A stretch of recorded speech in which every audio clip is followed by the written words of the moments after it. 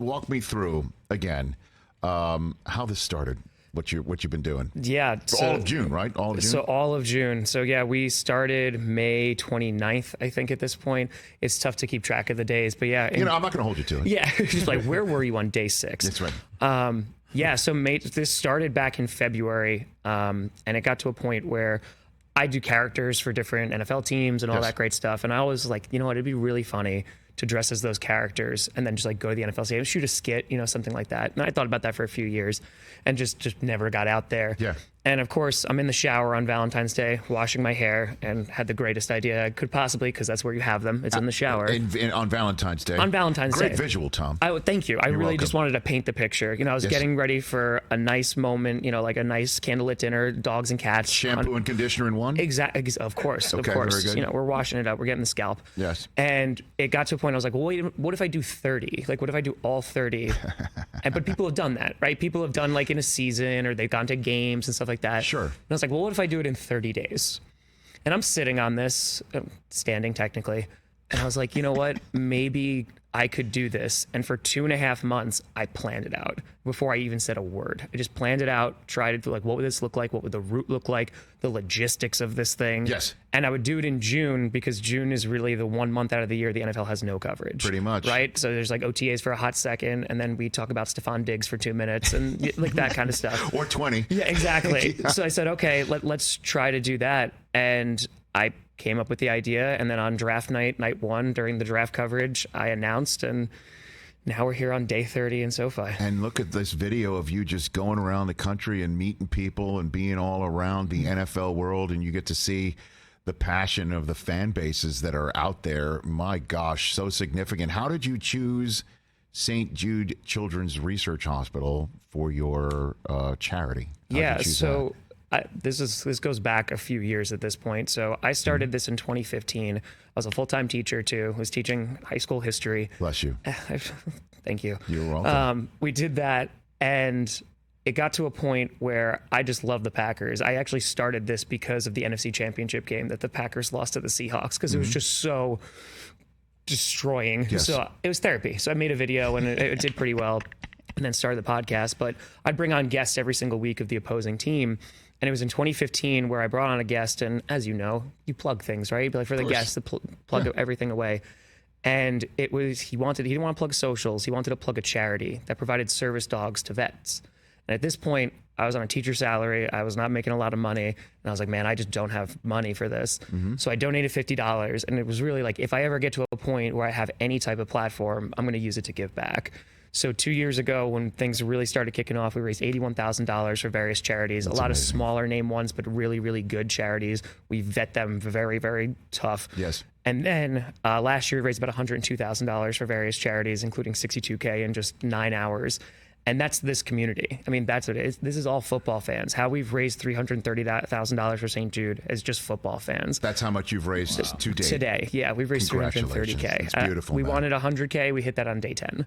So it's been incredible. But for St. Jude, for something like this, it's a organization I've wanted to work with for quite some time. Mm-hmm. On top of that, I don't have to educate anybody on what St. Jude does. Everybody knows how good they are, and they know the mission. And I didn't even tell St. Jude I was doing this. You didn't? Oh, no, I don't tell my heads up? No, I don't tell my charities that I raise money for them. They just get a check in the mail like a month. I don't want recognition or anything like that. Sure. So, yeah, no, I just picked St. Jude, and they found me because in Buffalo, I jumped through a table. I saw that. Yeah. It hurt. But it's like Buffalo's always with me because it's in my back. Go. So you cracked one open. There you go. You got by the way, very royal crown you've got on your head there. Yes. I think it's like a fast food. All right. And that was gravel, my friend. Like that wasn't grass. I thought it was going to be grass. I found an old picture from 2 years ago. And it was not. It was gravel. But by the way, I love the multiple camera coverage. We had a drone there. Like a fan brought a drone. I love it. It was incredible, and it hurt. We powered through.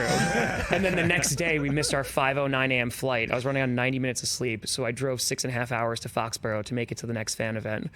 But in talks about St. Jude, I don't tell them anything. And then they found me and were like, "What are you doing?" Because they saw that. And they were like, are you just hurting yourself for money? And I was like, no, that's not what it is. And, you know, we got to this place where now I was able to go to Memphis and visit the campus. Yes. And just have that incredible experience. And since then, it's just been full steam ahead. Well, if you're doing this to just hurt yourself to raise money, you would have lit that table on fire before you jumped into it. Wait a minute. I'm being told Bills fans do that too. Wait a minute. Accurate. Okay. There was a few people like, why didn't you light it on fire?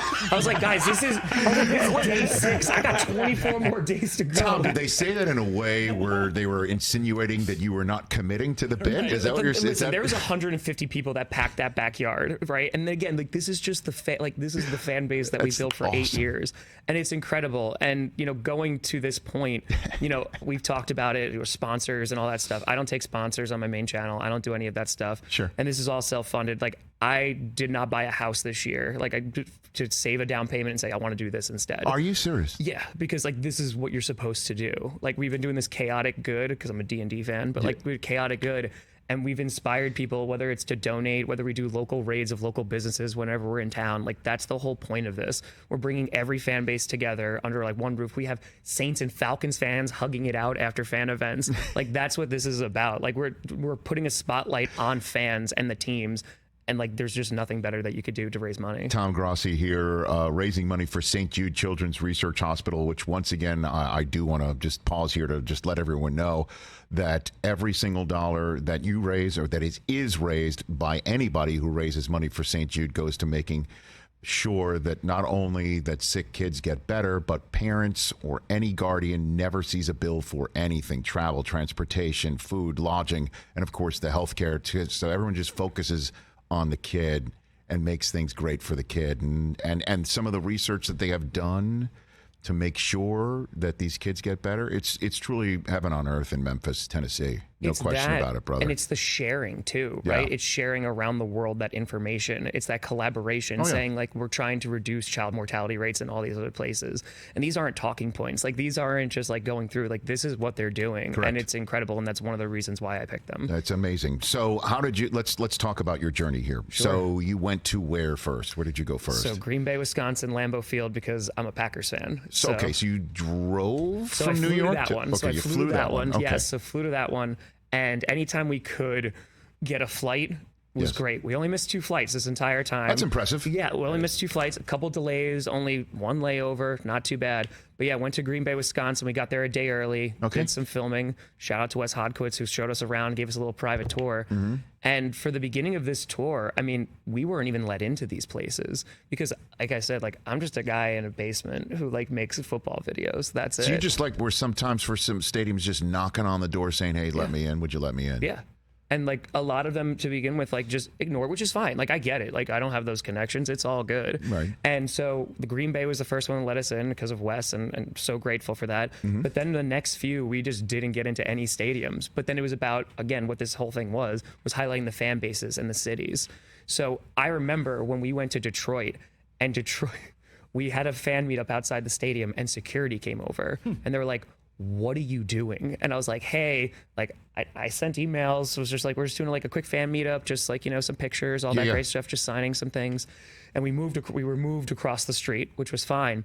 And then a representative from the Lions came out after it was done. And they're like, who are you? Like, what are you doing here? Because we had about like 50, 60 people there. Right. And after that, they're like, okay, well, we have like a high school graduation rehearsal going on, but do you want to like go in the stadium? You can't shoot anything except like the ceiling, but do you want to do that? And I said, yeah, because that was the first stadium that we were allowed into besides Lambeau Field. Fantastic. And I remember texting Johnny Barks, who's my camera and editor guy, who's been with me this entire time. And I was ecstatic. I was like, someone let us in. Like, this is amazing. Right? I was just good like, for the Lions. Yeah, good for the Lions. And I will say that that's been one of the best parts too.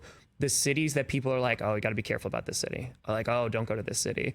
We had the time of our life in Detroit. Like there were so many genuine good people there. Baltimore was another one. Like Baltimore was a tough city. The people there were electric. Awesome. And being able to highlight each of those, like just the people, the communities, the businesses, when we go and do local businesses, that's been the best part of this. Catch the Rich Eisen Show every single day on the Roku channel, 12 to 3 Eastern for free.